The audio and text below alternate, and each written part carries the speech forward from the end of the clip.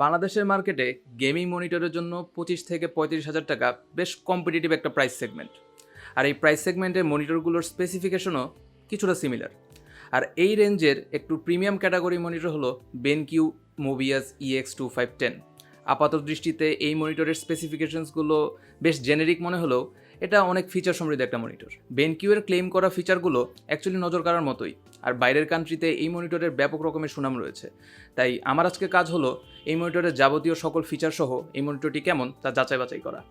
আপনার সাথে আছি আমি সিফাত হাবিব, আপনারা দেখছেন হার্ডওয়্যার সেন্টিনেলস। তো চলেন আর দেরি না করে শুরু করি।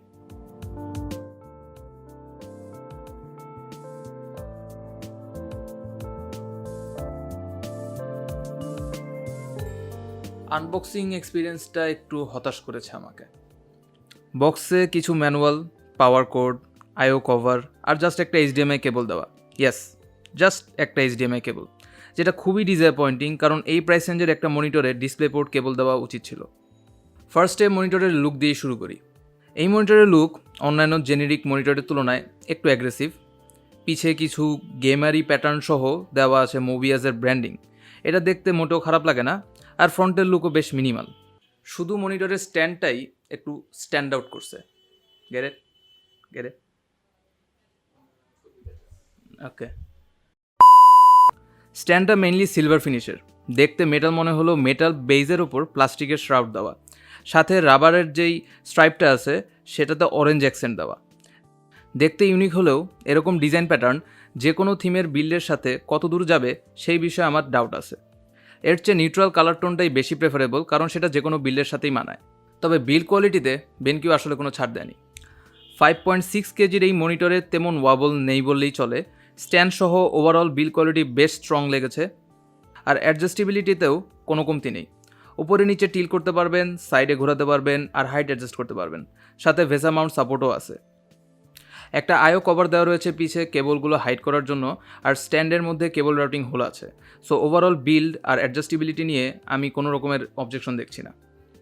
আয়তে থাকছে একটা হেডফোন পোর্ট, দুইটা HDMI 2.0 আর একটা ডিসপ্লে পোর্ট 1.2। এবার মনিটরের স্পেসিফিকেশনসগুলো আমরা এক নজরে দেখে নিই। 24.5 ইঞ্চ 1080p IPS প্যানেলের রিফ্রেশ রেট হলো 144 হার্জ আর ব্রাইটনেস 350 নিটস। এর রেসপন্স টাইম 1 ms আর ভিউইং অ্যাঙ্গেল 178 ডিগ্রি। ট্রু 8 বিটের এই মনিটরের পিক্সেল ডেন্সিটি হলো 90 ppi আর এর কন্ট্রাস্ট রেশিও 1000:1। মনিটরটি 99% sRGB কভার করে আর অলসো HDR10 সাপোর্টেড। এবার ডিসপ্লে কোয়ালিটিতে আসা যাক। এক কথায় এর প্যানেল নিয়ে আমি satisfied. Given that it's a true 8 bit panel, colour actually বেশ আই প্লিজিং আর অ্যাকুরেট ছিল। 90 ppi এর এই মনিটরের শার্পনেস ওয়াজ ভেরি গুড আর কন্ট্রাস্ট লেভেলও ইমপ্রেসিভ ছিল, এবং নর্মাল মনিটরের 1000:1 এর চেয়ে কন্ট্রাস্ট রেশিও বেশি মনে হয়েছে। পরে ঘাটাঘাটি করে দেখলাম যে টমস হার্ডওয়্যারের রিভিউ অনুযায়ী এর কন্ট্রাস্ট লেভেল 1200:1 পর্যন্ত উঠে। One thing which I really have to say, এই মনিটরের out of the box colour calibration was exceptional. আমাকে তেমন কোনো টুইকিংই করা লাগে নাই। বিশেষ করে মোডগুলোর মধ্যে স্ট্যান্ডার্ড আর sRGB মোড বেশ অ্যাকুরেট কালার শো করছে। আর গুড ভিউইং অ্যাঙ্গেল তো আছেই। প্যানেলটি বেনকিউয়ের ক্লেম করা 99% sRGB যদি কভার নাও করে থাকে, এর আশেপাশে তো অবশ্যই আছে। আমাদের ইউনিটে কোনো ধরনের ব্যাকলিট ব্লিডিং আমি দেখি নাই। আমরা আমাদের ভিডিও ফটোজ এই মনিটরেই এডিট করেছি, আর আমাদের কাছে এটার colour accuracy as a gaming monitor enough মনে হয়েছে। এবার HDR নিয়ে একটু পকপক করি। বেনকিউ যেটাকে তাদের ওয়েবসাইটে HDR-i নামে বেশ হাইলাইট করেছে। সামনের কর্নারে একটা ডেডিকেটেড HDR বাটন আছে, যেখানে 3টা মোড থেকে HDR সিলেক্ট করা যাবে। মনিটরটির পিক ব্রাইটনেস 400 নিটস, যেটা শুধু HDR অন করলেই পাওয়া যায়। একটা ট্রু HDR সাপোর্টেড মনিটরের ব্রাইটনেস অ্যাটলিস্ট 600 থেকে 700 নিটস হওয়া উচিত। সো অবভিয়াসলি এই মনিটরটি আপনাকে ট্রু HDR এর টেস্ট দিতে পারবে না, বাট সারপ্রাইজিংলি এটার HDR বেশ ভালো কাজ করে। HDR সাপোর্টেড গেমস আর কন্টেন্টে এর কন্ট্রাস্ট লেভেল আর স্যাচুরেশন বাড়িয়ে দেয়।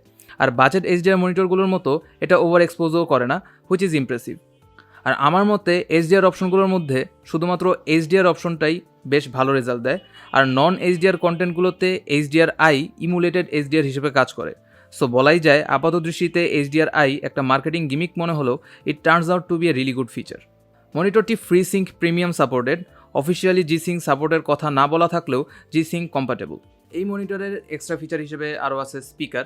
মনিটরের স্পিকার নিয়ে আমরা তেমন একটা মাথা ঘামাই না, তবে এই স্পিকার নিয়ে বেনকিউ তাদের ওয়েবসাইটে বেশ ভারী ভারী কথা বলছে, like true sound by treVolo or something. এখানে 2.5 ওয়াটের দুইটা স্পিকার ইউজ করা হয়েছে, অর্থাৎ টোটাল 5 ওয়াট।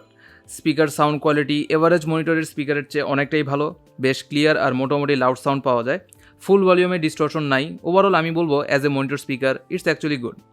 তবে আপনার ডেডিকেটেড স্পিকারকে রিপ্লেস করার মতো কিছুই না। এই স্পিকার আপনার ভালো কাজে লাগবে যদি আপনার আলাদা স্পিকার না থাকে এবং আপনি হেডফোনের পাশাপাশি ব্যাকআপ হিসেবে এটা ইউজ করতে চান।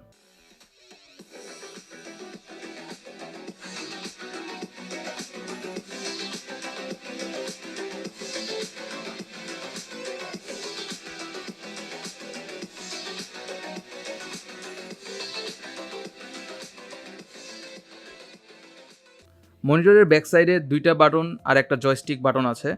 আউটপুট কন্ট্রোলের জন্য একটা বাটন আর অফ অনের জন্য আরেকটা বাটন, আর মাঝে একটা জয়স্টিক।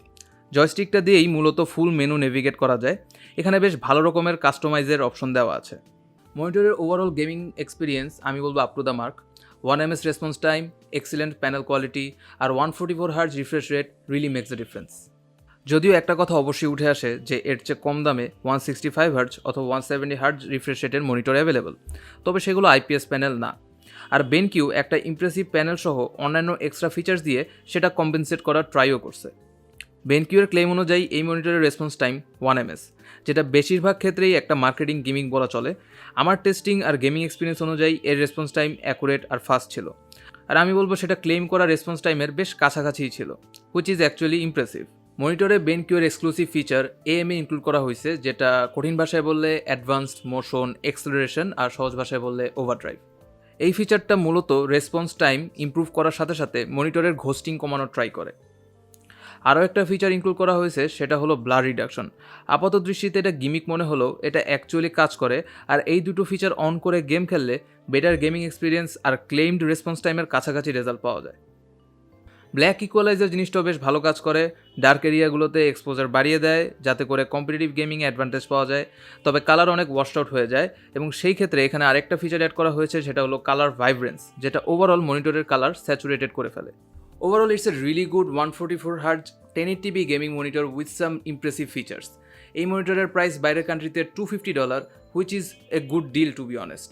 এই মনিটর একই সাথে আপনাকে প্রোভাইড করতেছে একটা IPS panel with good colour accuracy and some features which really improves gaming experience.